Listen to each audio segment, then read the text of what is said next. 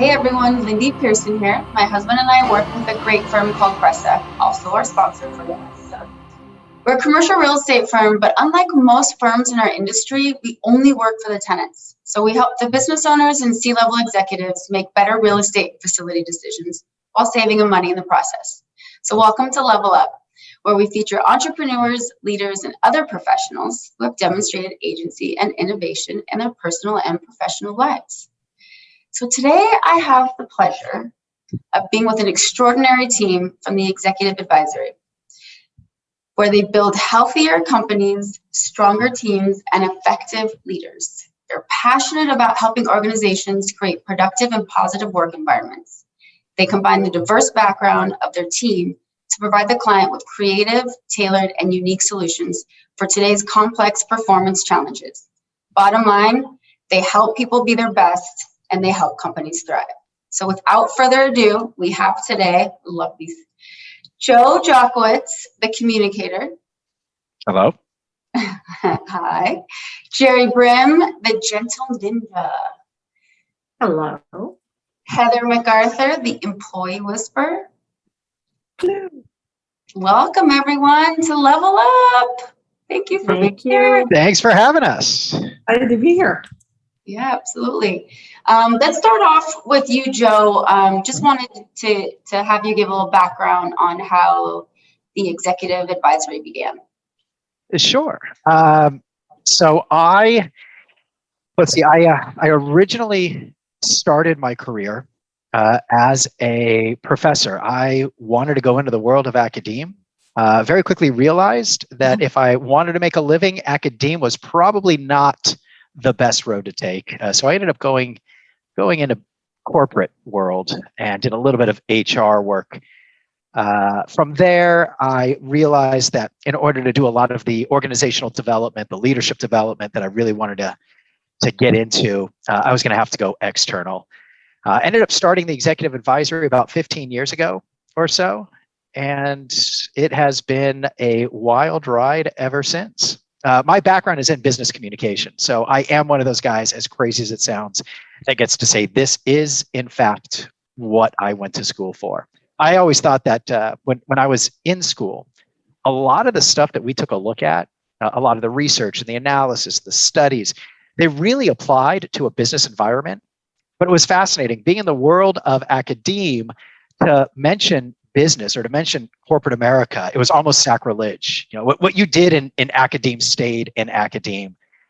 And so my goal originally was to break out of that a little bit, take some of the stuff that really seemed to be so relevant, so practical in the academic world, and be able to apply it to business. And that's how the Executive Advisory originally got started. Awesome. Okay, so this is how this whole conversation started.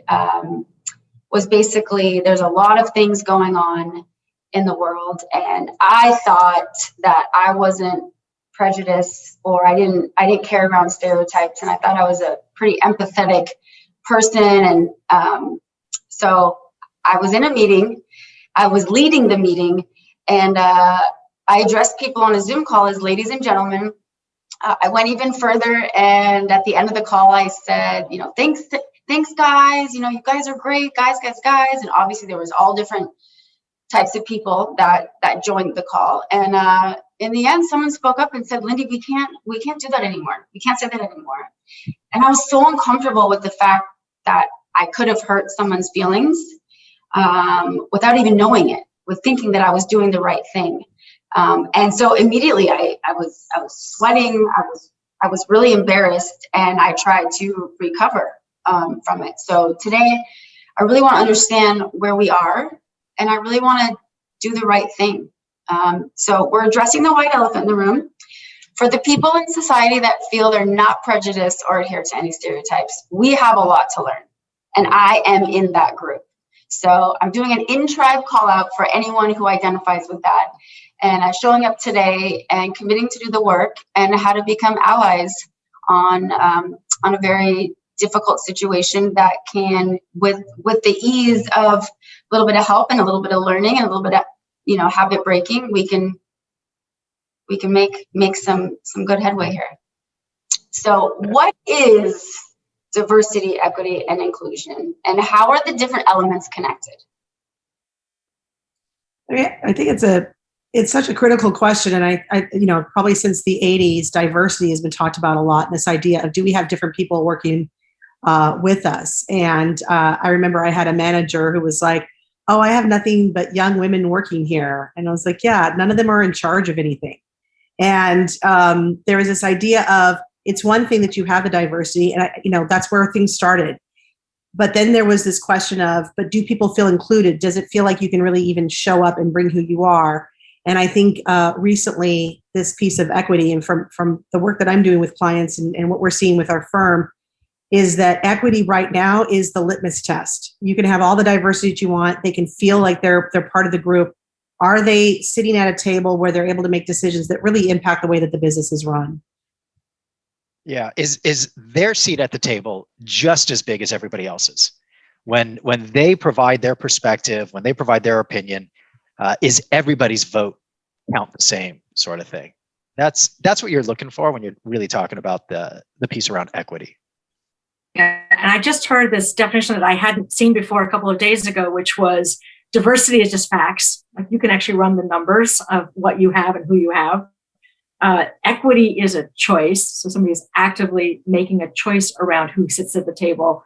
The inclusion piece is an action. So you're actually inviting somebody to do something, and you have to do something to do that. And the last one was belonging is the outcome.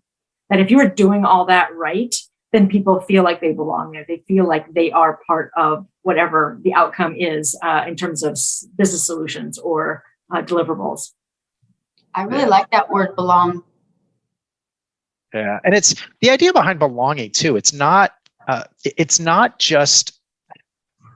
I don't want to use the word feel good, but it's not just to get to a feel good place. There's actually research that points to it is great business to be able to establish an environment where that is actually going on, where people do feel that a part of the organization. We have done a lot of work around employee engagement, making sure that people's opinions really count, really matter.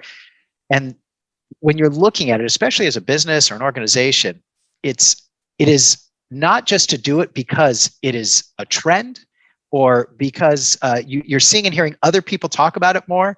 In the end, it's really good business sense to be able to create a culture like this. Yeah, walking the talk. And I think we're seeing the issue from, it's been a year since George Floyd's death, basically, and companies that promise something different a year later have done nothing in the space of equity. And now that there's this talk about going back to work, but they're not really taking into consideration all the challenges or the collective trauma people have experienced, people don't feel like they belong. So they're really setting themselves up for a very difficult summer and fall if leadership doesn't step back and take a look at this in a more holistic way. But it's a business. And to your point about that business, I'll have to find the book, but there was they did a lot of work around how this impacts the way we design products. And one example that they brought up is that how seatbelts for the longest time were only designed around the average male size and height. So if you're driving in a car, I know that my car has this issue, and yes, there's an adjustable seatbelt, but for a lot of the females, it cuts right off on the throat. And for men, they sit higher. So if there's an accident, the injuries that are happening, and it's more fatal for the women, simply because it's been designed off of male torsos for so long. And so the people who are sitting in that decision-making box, they're looking at it. I don't think they set out to go like, hey, let's choke a few females while they're driving. Yeah. It's just, why would they be thinking about the female perspective if there's no females sitting in that group? And it's hard because we can sit around and go, oh, do we have equity? Do we have this? But if you don't have diverse voices to even speak to what level of equity you have, then there's no way you can really do a true test on that. Yeah, there's a story that I remember reading a number of years ago, and I wish I could remember the details a little bit more. But it was, I believe it was Ben and Jerry's, and they were talking about flavors. What are going to be the next round and the next set of flavors coming up? And as they were sitting around the table talking about it, I don't remember who it was, but it was somebody at an executive level that called it out and said, this doesn't really seem to make sense. We We are basically a room full of older white guys, and here we are trying to create a palette for the diversity that is in America or the world. We've got to get diverse perspective, diverse opinions around the table, and they made a very deliberate effort to start with that diversity piece and get a variety of backgrounds and perspectives around that table. I feel like we're in Brave New World right now. We're like, you know, we can't be numb to the flowers. We have to, like, you know, figure out the art and do it where everyone can participate. Huxley would be proud. Yeah. So I know that this whole topic has been around for quite some time, but I don't think it's been around in such a way where it's making itself known for the greater good for the human race. Yes, workers can come into work and feel uncomfortable. They don't like it, they quit, and another one comes. But now we're talking about employee retention, office culture, not necessarily work, even just in your life. When you go back to the office, when you're in a social setting, you're in the lunchroom and you're overhearing conversations and people aren't being kind. It's not even to you, but you're still there. You're in the environment and you're affected and you're a part of it. How did it get to be, you know, in the books, in writing? How are we talking about this now? How did it get to be so popular and worthy, and why didn't it start that way? Do we know? Yeah, I've got a theory. I don't know if I can, you know, quote me on facts, but my theory is the internet. I think technology has completely changed our level of connection, where before we used to be able to sit in our little world, and that's the world we saw. And maybe we got exposed to something different on television, but even television was very much guided by white male voices. And so now with the internet and the ability to see different worlds, even if you live in a small town and it's one way of doing things, it's to a point where we watched George Floyd get murdered. Oh. It wasn't, we heard it in a newspaper clipping. We saw it on a news broadcast where some news anchor told us. We watched it. And it was this moment of like, it's horrific to watch. It's horrific that technology can bring this to your home. But also, thank goodness, because clearly this is something I know for myself personally. Every time I heard something, whether it was Trayvon Martin or any of the other ridiculous long list of names, it's horrific. And then I go back to making my breakfast, and I go back to work, and I go back to doing things. And I think I wish the world was a better place. But to watch it, I feel like that cracked the world open in a way, in a right way. And still, to Gerri's point, what have we done since last year? I think it's the technology is helping us wake up to things, and it's happening at a massive pace. And we have to develop skills that we previously didn't have to. And that ability to really be curious about people who are different than us, be excited to find somebody who thinks completely different and challenges us or rubs us the wrong way, versus seeing that as this can't be right because it's not like me. Yeah, I think it's actually an interesting dynamic. I think it's woken us up. It's definitely opened our eyes. And at the same time, it has insulated us in, for example, what we choose to expose ourselves to. Mm-hmm. It is natural, normal human behavior to avoid threat, to avoid fear, to avoid things that we don't like, or that we're not used to, we're not familiar with. And so it's not uncommon for us to select those stories, those people. We follow those sites, those sources that we are most comfortable with, and a lot of the times it's a lot like us. So while it has cracked the egg, I also think it's kind of an interesting dynamic where it's insulated us. And now as individuals, maybe one of the things we need to do is continue to expose ourselves, continue to be a little uncomfortable, not to steal from Emmanuel Acho, who also was a former Philadelphia Eagle, by the way. He says, we've got to get uncomfortable with those conversations. I think that's probably where hopefully this continues to go. And I was just telling the team. Oh, go ahead. No, I was going to say candidly, Lindy, I think that in a nutshell was kind of the prompt for you reaching out to us. You did something and you realized, wait a second, this is uncomfortable. What the heck is going on here? Yeah, and it was, instead of shying away from it. For me, Yeah. That, like, such a selfish point of view. Like, I was finally uncomfortable.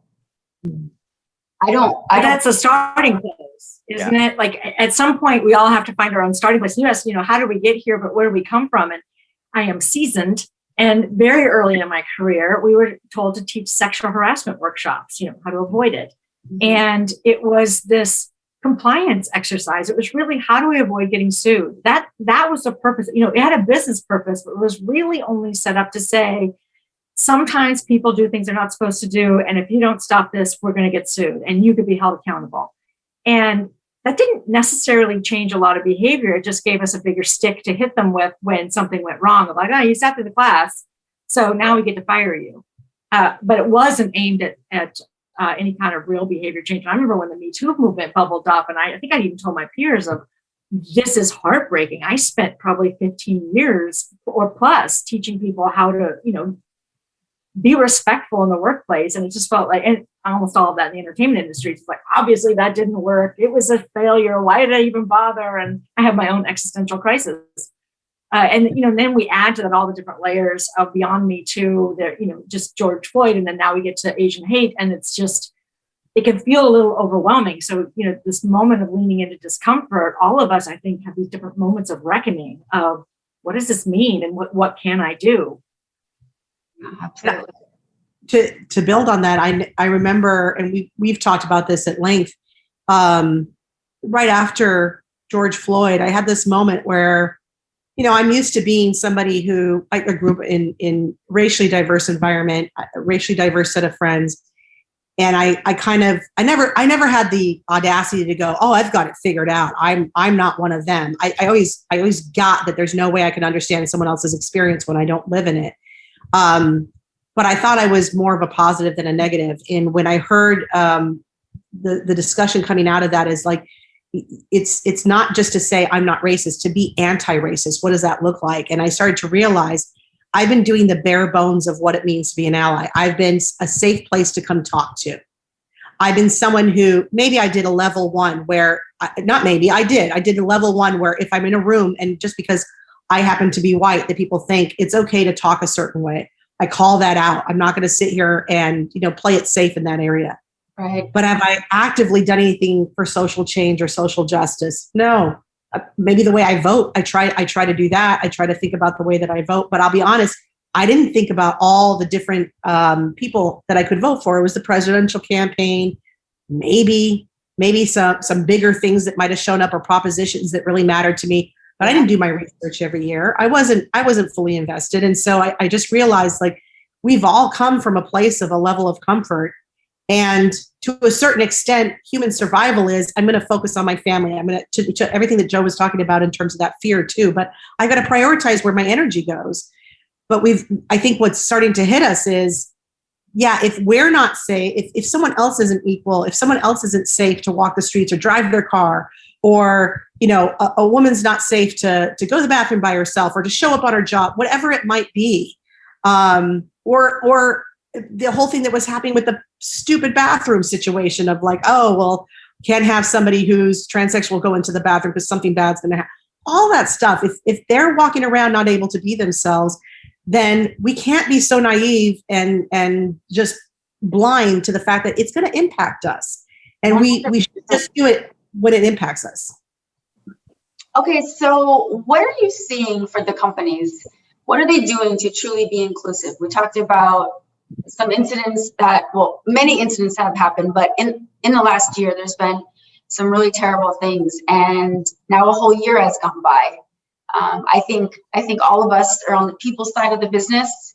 Even with me, with commercial real estate, I'm helping the tenants, I'm helping the business owners, I'm helping the business owners and the leaders get their staff and their teams back to the workplace and still have everyone, still being able to have everyone get a voice, get a vote, and be able to have the office look how they want it to look and how they want it to feel and how they can be productive. So what are companies doing? What are you seeing?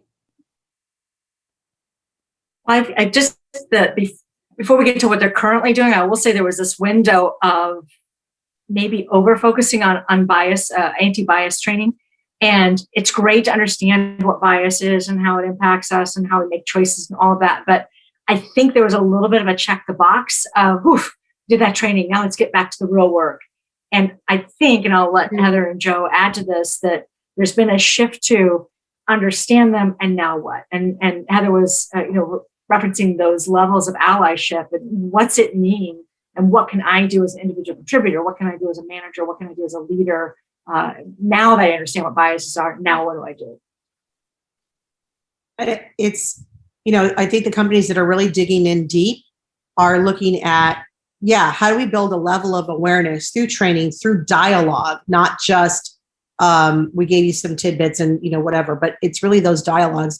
And how do we set ourselves up so that 2 years from now we're not dealing with the same thing? And some of that is, one, driving it. So right now it's probably leader awareness that they're working on. How do they evolve to a place where it's leader ownership, that it stops being an HR topic, that this is something that leaders are driving and are savvy enough to know how to build, that they're moving from, we're going to talk about diversity numbers or representation. And as I know Amazon had this kind of blowback on them where they're like, we've got a lot of diverse numbers. They all happen to be delivering packages. They're not sitting in our senior executive suite.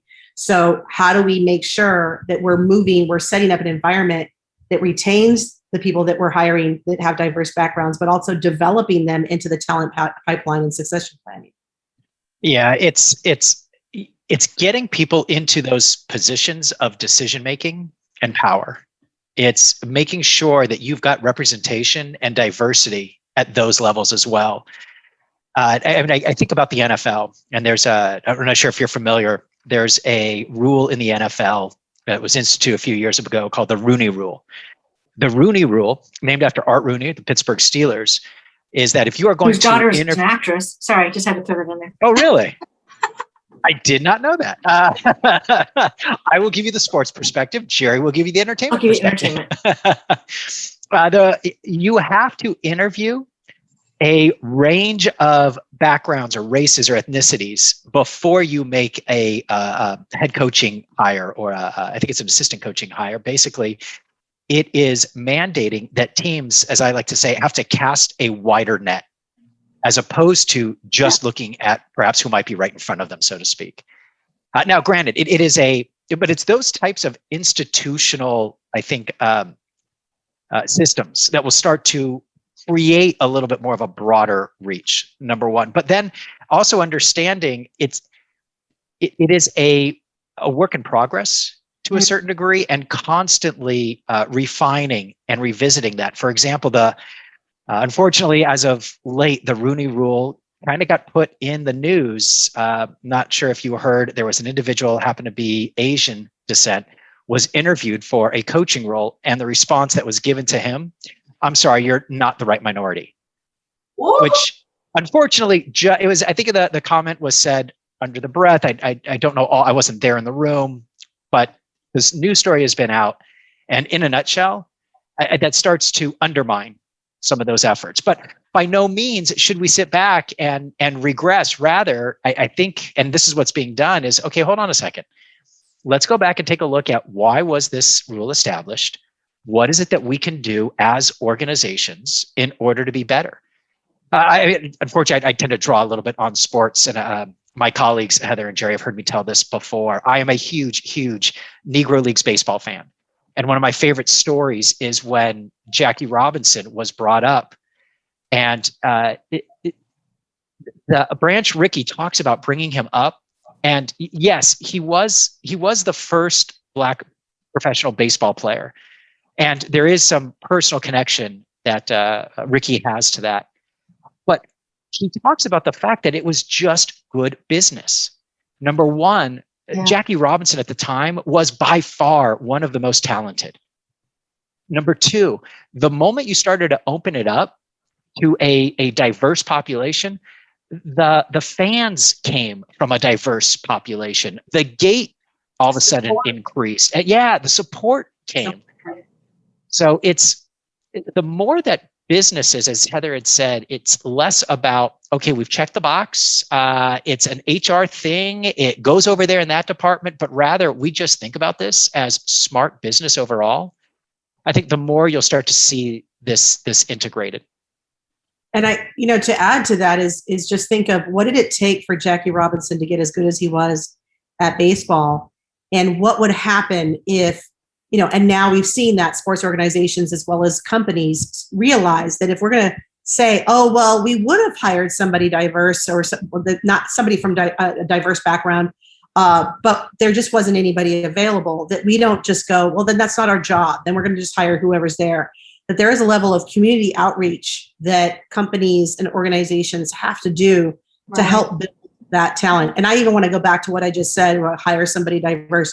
Nobody's diverse. Like, their background is diverse, but they're not a diverse hire.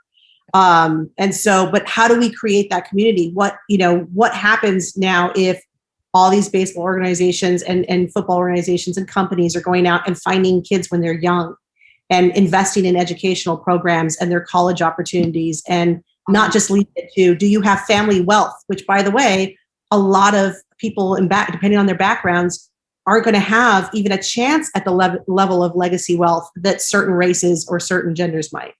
Right. Okay. What are some of these critical skills that we speak of for our leaders? I'm thinking for myself, I definitely see myself as a leader. I don't lead the entire country, but I do make impressions. In particular, I have 2 children who look up to me as one of their mentors, or at least I like to believe that. But I'm trying to do the right thing, excuse me, but part of it seems that there's like a subtle aspect. It's not that someone's outright calling a name, a derogatory term. They're not doing something like that. It's like the subtleness of everything. Like, how can we help with that? Some of our skills. I'm going to throw in that your kids will probably, no matter what you do, always be more woke than you are. I have 2 adult daughters who school me daily on when I say, well, that movie's from a different time. Still not okay. Still misogyny. Still not okay. Still racist. So it's great actually to see that, because it means they're taking in the world with a different viewpoint and a wider net, if you will. I was, as Joe gave his sports metaphors and stories, I was thinking of recently, it's on the extras in the Soooo movie, that Pete Docter, who's very white Minnesotan, wanted to make a movie about jazz, and ended up realizing he needed somebody who was going to help tell that story from a Black man's perspective, and hired Kemp Powers, who was a playwright. Kemp came in and they actually created a culture group that was about the Black experience, because there's no one person who can tell you the Black experience. They have as many experiences as any white person would have, or any Asian person. Like, it's just, there's not one thing. And that, to me, when I watch the movie, you get to see all the different slices of that community. You're like, this is capturing that. And I think when you go back to what can we do, it's just accepting the fact that there isn't one experience for any culture or woman or man or transgendered. It's I know it's going to sound really hokey. It's this tapestry of experiences, and you can pull one thread and get one experience and go over to the other side. There's going to be a completely different experience from somebody else. I think that's that idea that everybody has their own experience. And a little bit, Lindy, what you were talking about is what about those subtle things? And a lot of times we're hearing that in bias training is in microaggressions is what they're calling them. But what it's a little bit like paper cuts over and over and over again. And we were in a class, I think all 3 of us were on this class, and we were talking about this topic. And one of the examples that are on our slide is to say, smile more. And one of the guys in the class said, well, I just don't think that's a big deal in work. Why wouldn't you? And then ask the audience, and how many times have you been asked to smile? And all the men were like, well, not that often. And there was maybe 3 women on the call. How many times have you been asked to smile? She's like, if I get asked to smile one more damn time. And so it's this idea of, there's sometimes microaggressions that are really connected to macroaggressions, that this person has ill intent. is coming from a place of prejudice, misogyny, whatever it might be, homophobia, whatever it might be there, that systemic thing that's out there in society. And then there's just stupid stuff that we've picked up and learned, and we have ignorance to. I mean, we had a whole conversation about this. Joe was sharing experiences that he had. And it's that level of ignorance where we're hearing it and we're going, yeah, but you don't get how much I get on a daily basis. My boyfriend will say, oh, you're so pretty when I do something wrong or drop something, and I finally lost it. I'm like, you don't get to say that to me. And he's like, oh, down and don't be so whatever. And I was like, do you know how much first of all, it's not a compliment. You're not saying like, oh, you're pretty. You're basically saying, I get it. You're not that bright. And in the work world as a female, how many times have we been discredited? A man might not experience that. And it's, oh, that's funny to hear. But for a female, it's a very different experience. And so to even get him, and his reaction was, I would never say anything mean. And that's kind of how people tend to respond when someone calls out that, look, what you just said was a microaggression to me. And what we have to learn when you talk about what are the skills, in that moment, we have to get, we are not the judge and jury. The person who's hearing it gets to say, that's a microaggression for me. And instead of running to the I'm a good person moment, it's got to be, I trust I'm a good person. So let me sit in this moment and learn. Because I think at the very beginning of this call, you were saying, like, where are we? I think we're in a huge learning curve. And we have to be just level with ourselves and know that we're learning and be okay with that and be open to learn from others and not get into this defense of like, I'm a good person, and just go like, well, whether I'm a good person or not, how is that impacting you? And how do I understand you better so that I am being a positive influence when I'm around people? Yeah, and I actually think a lot of people are in the same place that you opened the conversation with, Lindy, which is this, for lack of a better term, state of confusion. What is it? What do I do? What don't I do? Where am I? What's right? What's wrong? I think there's two skills I would love to see us get better at. Number one is bravery. I would like to see us hold one another as human beings more accountable with each other. As a matter of fact, you use a term, in-tribe call-out. We've talked about this before in our firm. It is one thing as the victim of police brutality, say that police are bad. It is one thing to be the victim of sexism, to be a woman and say that sexism is bad. It is something else to be a white male and turn to another white male and say, your behavior is wrong. It's inappropriate. Especially, and it's not always an easy thing to do. I mean, it's funny. You think, well, you know what, you're friends. No, it is putting yourself out there a little bit. The easier thing is to ignore it. Yeah, exactly. And candidly, I mean, the story that Heather was just talking about a little bit ago, I ignored something a couple of weeks ago. And it's something I probably could have said something about. So I would like us to tell each other more often, that was wrong, that was inappropriate, that came across a certain way. Yeah. The second thing that I'd like to see us develop more of, I call it grace and civility. So often I'm seeing, it's probably a lot more in social media where we've got the ability to hide behind posted comments. But it's a lack of filter, it's a lack of responsibility, it's a lack of civility in our comments. When something gets called out, there is this negative pile-on. And so as a result, no wonder people are afraid to speak up. But if we think about it in the way that Heather just described, we're currently in a learning place right now. And if we're learning, then it puts our mindset into a totally different spot.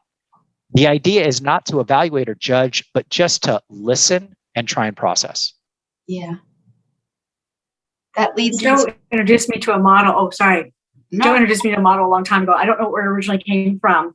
But when you had said this thing of being in that meeting and maybe using some language and you wish you did something else, I think that's honestly the first step. Is the model he shared with me was we are unconsciously incompetent. We don't know that we're not doing the right thing. Then we become consciously incompetent, and that's really awful. It just feels terrible because it's always oh, I should have, or I wish I'd done that differently. And then we become consciously competent because the next time you go into a meeting, you will bite your tongue when you want to say guys, or you will actively practice saying, hey, everyone. And then you're going to become unconsciously competent, and you won't even be thinking twice about it. You'll have embedded and ingrained those new behaviors, and it will feel more natural to you. But we have to go through that really awful, like Heather said, this learning curve of discomfort to be able to get the other. And I think a lot of us stop at, that's just too much of a burden. Yeah. That I don't want to feel uncomfortable. You know what? They're just overly sensitive about that particular phrase or saying or situation. And granted, we're probably a little biased because this is the space that we play in as executive coaches in professional development, training and development. But I remember a scenario. I was an executive and coaching engagement with an EVP in entertainment, as a matter of fact. And one of the things we talked about is he was a very seasoned individual. I would probably guess roughly in his early 60s, and he would refer to females in the department as girls. You know, they're very, very smart girls. I've got a team of great girls. And yeah, so your facial expressions, right? I mean, today we sit back and go, that just feels icky. Well, okay, so that's good. It means that we have now come to a place of learning where we realize that probably isn't the best way to share it. Right. To say that. Grant, this was back in, I'm going to guess roughly the late 90s or so. Not that it was better then, but at minimum might have been a little bit more accepted. So he and I start the conversation. He's unconsciously incompetent, as Gerri says at that point. Well, then I share with him the feedback. When you say girls, this is the implication. This is the connotation around it. Here's the part that I find absolutely fascinating is 99.9% of the time, when you give feedback to people with grace and civility, they come back and they are so, I did not even realize that's the way it was coming across. 99.9% of the time, when you act like a human being to another human being, you get a fireworks show of amazing outcomes, no matter what. And like I want to throw in there, you're right to a certain extent, and something that I think we all have to be thoughtful of is that there are people who have been experiencing these paper cuts or just stab wounds on a regular basis. And so sometimes you might give this feedback, or you might be saying, you know, hey, I'm being civil with you. Why aren't you being civil with me? I saw a lot of that commentary when we saw the outpour of rage coming out after George Floyd. And it's like, whoa, well, if you just did this or you just did that. And the reality is that the group of people who have been disenfranchised, the group that has been the recipient of these things, you can't expect them to just show up and, like, you know, cut their food neatly and go, hey, I'm so glad I'm finally invited to the dinner table. There is a level of rage. And I think even if you're not the person who inflicted it, how do you show up with the grace and space for someone to struggle with, okay, I'm finally invited here, but I am pissed that it took this long. I am angry that I used to have to break in to even get here and that I had to march to do it. That there is a level that we have to have some space that, look, we should have done this a long time ago. They should have been at the dinner table all along. And if we've been sitting here eating and saying it hasn't been our problem, or thinking, well, that sucks, I hope they get a dinner table soon, there has to be some room for us to take some of that heat, even if we're not the ones who kept them from the dinner table. Yeah, compassion. Yeah. Long way.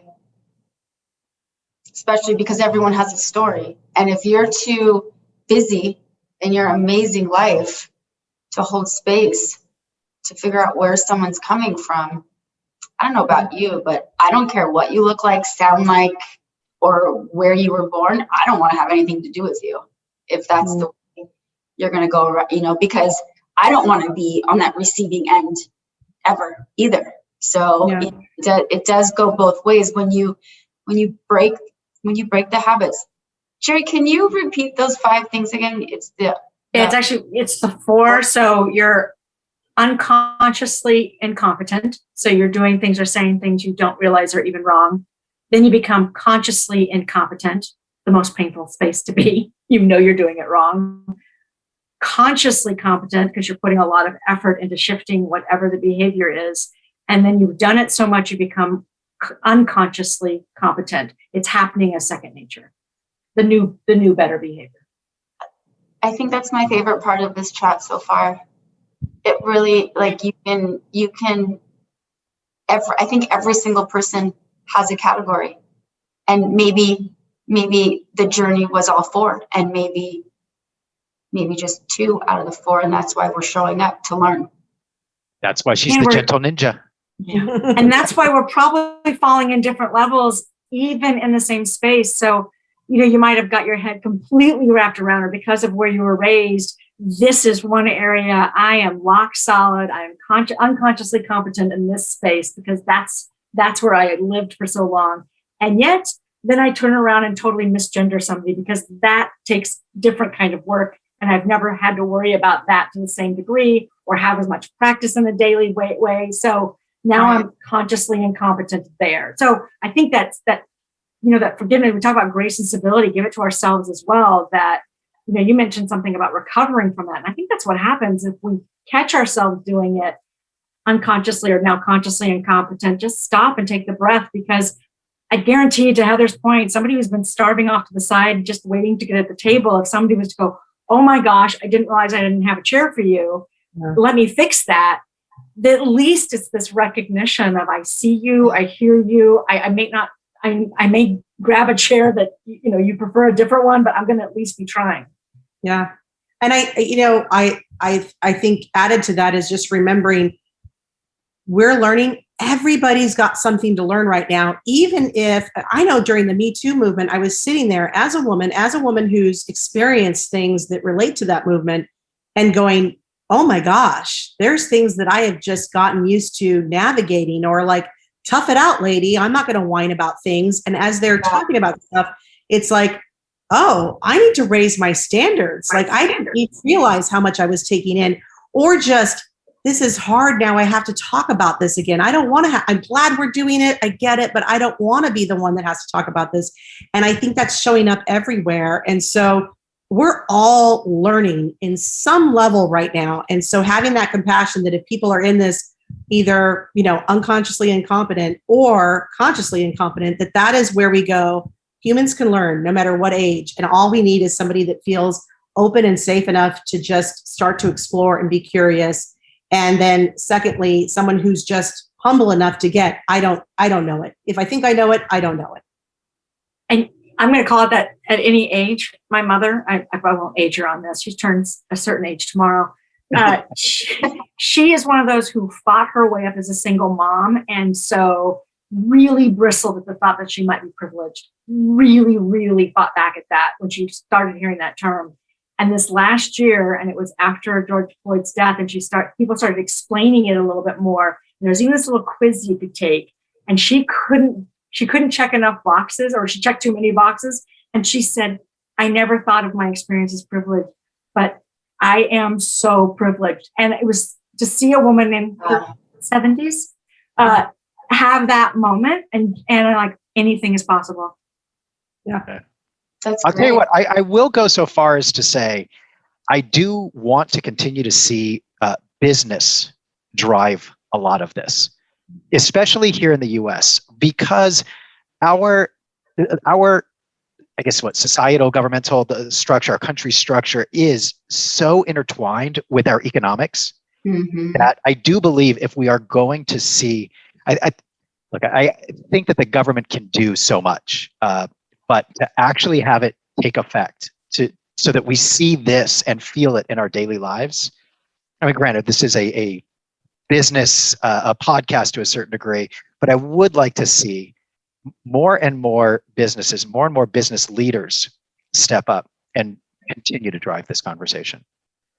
I think you're absolutely right that it's not an HR conversation anymore, and it's not like political reform only. We need businesses to get involved. Yeah, I mean, look, we've got the Civil Rights Act of 1964. That's the government has done things in the past, and yes, definitely has made strides, but when I'll tell you what, if you are, I don't want to call out a business, but if you're a fast food restaurant, or you're a theater, or if you're a sports franchise, and you start to promote certain ideals, that will, it definitely influences society. Oh, yeah. And I will say, and because this is in the news, I'll go ahead and state it, that if you act as if you have these values and this is a key element of your business success, and then choose not to do anything with your advertising dollars with minority-owned businesses, Byron Allen will sue you. Nice. And he's a billionaire, and he's ready to go to court against McDonald's because, like, you've made a promise. Yeah. We have the receipts. Mhm. Yeah. Yeah. And I'll tell you what, I give all the credit to what I'm about to say to Gerri on this call. As a firm, look, we play in this space. We do a lot of work in this arena. Right. Gerri brought an exercise to us that we are now going to undergo for the next, what is it, Heather, 5 months or so? Something like that? It's basically going to take us to February. Yeah. Okay. And we are having a facilitated culture conversation, and we're a small firm, but it is actually an agenda item. We have a structured conversation template, and it's something that we're going to continue to talk about. That's great. So I really do want to see more and more companies and organizations and institutions start to not only change the way that they do things because they're supposed to, but also the way they think about these things. And I think if we continue to see more and more leadership in that arena, you will see the population taking on more. Start to shift. Yeah, it'll start to shift. And I think believing that there's enough to go around, this idea that, if we bring, and believe me, there's that moment of that human survival instinct of like, what will happen to me if all of a sudden there's all this diversity? And the reality is think about all that we could innovate and create demand for things that don't exist right now. Yeah. And there's a whole market out there that hasn't gotten tapped by whatever business is happening to listen to this. I guarantee you. So it's not they're going to take something, that old adage of, they're going to take jobs away. No, we're going to create demand and presence in a marketplace that we've never had before. Yeah. Well, I just hit me. Starbucks has been able to create a whole season around the pumpkin spice latte. I mean, you want to talk about being able to influence a population? My daughter has it on her calendar. Now imagine if the initiative was to have a conversation or something around cultural diversity and inclusion and belonging and equity. I definitely think it's doable. Well, in fairness, and Starbucks did try to do that. They did. And and I think what got called out is like, look, it didn't go well. It wasn't really set up for the success, and maybe the community wasn't ready for it, but at least they gave it a shot, and they're still trying. And I think we're in a different time now where, look, that may have been like, how do we do this? But now we're in a place where I think people are ready to have that and are eager to learn how to do it. So they were ahead of their time with pumpkin spice lattes and ahead of their time in terms of the conversations. I'll tell you what, Heather, I hope so. Here's a little bit of my fear is that it has been such a topic over the past year and a half. There's been so much energy around it. I hope that it just doesn't create burnout. It's if that makes sense. It's not. It is not. It is here to stay. It is here to stay. Thank you guys for just chatting and for having a great conversation. Before we go, I wanted to mention or give you guys a minute to talk about Heather, your book, and Gerri, your husband's book. Yeah, it's a low man on the totem pole. Stop begging for promotion, start selling your genius. And it's just a great way as individuals to advocate for yourself. What impact do you want to make on your job? And how do you navigate an environment where they might say there's not enough promotion or opportunities to go around? Drive it yourself and create it for yourself. Awesome. And my husband wrote thank you. My husband wrote a book this last year with an illustrator from Brazil, Rogério Coelho, and my husband's name is Gerri Brim. And the book is called You Be You, and it's an illustrated book that is all about finding your inner beauty and sharing that out with the world, finding your voice. And it is a beautiful book. It is such a gorgeous book. It's a beautiful book. I'll have to get those. I'll have to add It's on Amazon.com. There you go. Both books are. Well, thank you. Thank you for listening to this month's episode of the Level Up Podcast. I hope you enjoyed our conversation with Joe, Gerri, and Heather on how important it is to have cultural intelligence, not only in today's workplace, but everywhere. Not sure which one of you said it, but building the empathy muscle is critical. So we'll all have the strength to navigate in uncomfortable situations. Nicely done. Very much appreciated. If you want to connect with me or learn more about the show, you can find me at Rick and Lindy Pearson on YouTube, Instagram, Facebook, LinkedIn. You can pick up the phone and call me, whatever you want. If you want any additional information for the Executive Advisory, they are on the web at theexecutiveadvisory.com. You guys are good. We didn't even rehearse that. Until we meet again, see you for next month's episode of the Level Up Podcast with me.